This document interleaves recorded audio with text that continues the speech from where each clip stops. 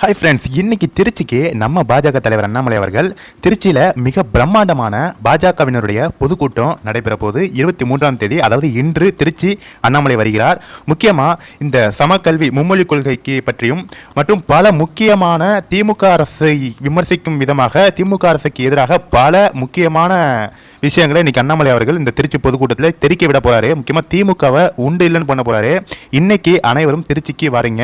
அதுதான் இன்னைக்கு காலையில் பார்த்தீங்கன்னா மிக பிரம்மாண்டமான மாநாடு ஏற்பாடு பண்ணிட்டு இருக்காங்க. அதாவது இன்னைக்கு காலையில் இல்லைங்க, 3 நாட்களாவோ 4 நாட்களாவோ ரெடி பண்ணிட்டு இருக்காங்க. இன்னைக்கு காலையில் இந்த ஃபுட்டேஜ் எல்லாம் நம்மளுக்கு வந்தது.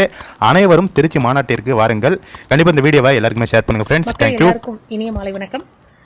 ஒரு பொறுப்பான அண்ணனா, ஒரு முன்னாள் IPS அதிகாரியா, மக்களுக்கு எளிதா அணுகக்கூடிய ஒரு நல்ல தலைவனா, மக்களுக்காக தினம் தினம் உரிமைக்காக குரல் கொடுக்கும் ஒரு நல்ல தமிழ்நாட்டோட இளைஞரா நம்ம மாநில தலைவர் அண்ணாமலை அண்ணா நாளைக்கு மலைக்கோட்டை மாநகர் திருச்சியில ராணுவ திடல்ல நாளைக்கு மாபெரும் பொதுக்கூட்டத்துல உரையாட போறாங்க.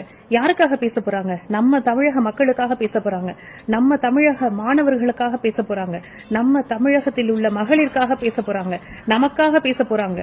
கூத்தாடிகள் மாதிரி கூத்தாடிட்டு படத்துல ஒண்ணு நிஜத்துல ஒண்ணுன்னு ஒளறிட்டு மக்களை எளிதா அணுகாம களத்துல இறங்காம இருக்கிற நிறைய தலைவர்களை நம்பி இன்னைக்கு நிறைய இளைஞர்கள் சீரழிஞ்சு போயிட்டு இருக்கீங்க.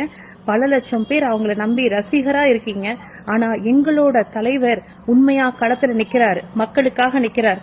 அவரோட உரையை கேட்க நாளைக்கு திருச்சி மலைக்கோட்டை மாநகருக்கு வாங்க. நாங்களும் குடும்பத்தோட போறோம், நீங்களும் குடும்பத்தோட வாங்க. உங்களோட குழந்தைகளை ஒரு நல்ல இளைஞர்கிட்ட, ஒரு எழுச்சி மிகு இளைஞர்கிட்ட நீங்க கூட்டிட்டு வாங்க. நன்றி, வணக்கம்.